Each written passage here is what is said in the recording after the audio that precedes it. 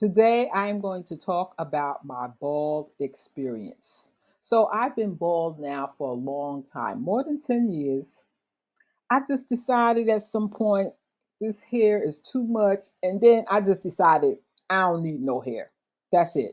All of the money you got to spend on shampoo and conditioners and oils and gels and wigs and weaves, and it just ends up being a whole lot of money wasted. Plus the fact that people don't love you for your hair. It don't matter. Nobody loves you for your hair. Since I've been bald, I've been asked a couple of times why I'm bald.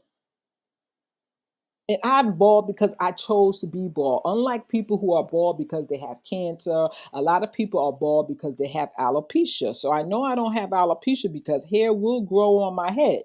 People who have alopecia don't have to shave.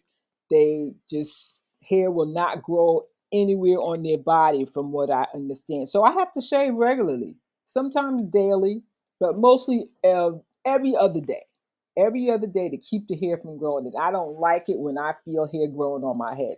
I have to automatically, automatically go and cut it out. And the one thing about being bald is I save a lot of time. Time is of the essence. Time is important because you cannot get time back. Imagine. And there is a movie called In Time with Justin Timberlake, and the movie is about time being the currency. That means everything you want, like say a cup of coffee, you have to pay for it in time, and the time comes out your life. So imagine how would you spend your time if time wasn't currency? Because time adds up to days, weeks, months, years. So I'm happy to not have to spend time getting my hair done. So universe was screaming for me to be bald. And this was after having had 3 sets of locks. My hair was starting to thin at the root, and it was stressing my hair follicles. So when the universe screamed to me, hey, you should just go bald, I didn't hesitate to obey. I cut off all my hair and I was just hairless.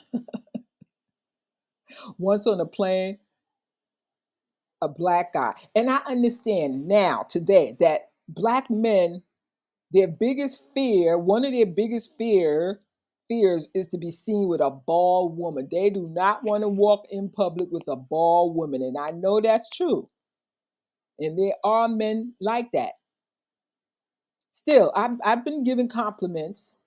I've been complimented by men, because don't I look like I was born to be bald?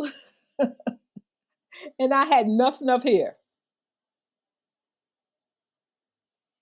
So the gentleman on the plane refused to sit next to me. He got to his seat and he saw me sitting there, and he just turned and went to look for another seat. I was like, fine, now I have the whole row to myself.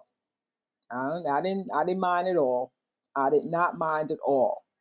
But yes, some people think that the only reason a woman should be bald is because she has cancer, or if she has alopecia. And alopecia seems to me to be the main reason why a lot of women are bald. So I'm one of the few women that has to shop for for razors. So I'm always looking for a really good razor.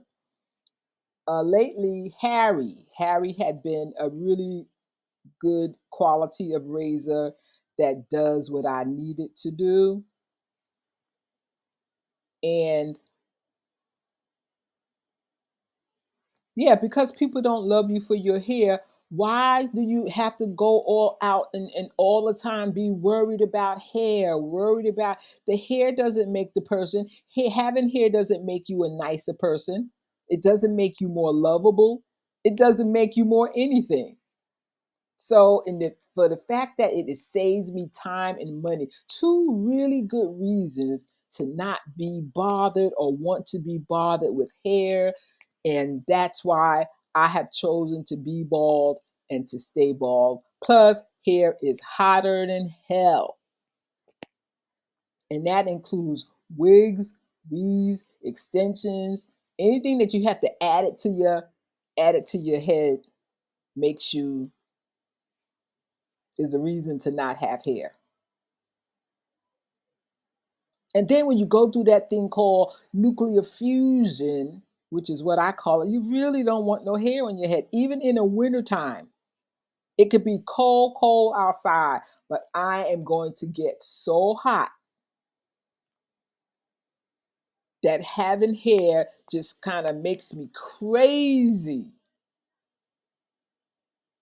So, yeah, this is me sharing part of my bald journey. And like I said, I've been bald for a long time. And it seems like the shenanigans with hair has gotten more and more outrageous since I became bald. All the different colors of hair and all the booty braids, and it's just too much. It's too much. You don't need it. Well, I should only speak for myself. I don't need it. I don't need it. I imagine hair must give people lots of confidence in themselves, and it makes them feel good about themselves. You know, all of that stuff that really doesn't matter.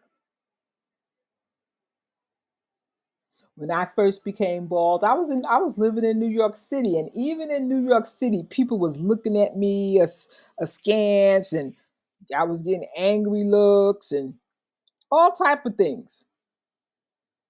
But I think things have changed. Things have changed now, and perhaps being bald is more acceptable. But yeah, say what you will, say what you want, but these are my bald experiences. Peace out.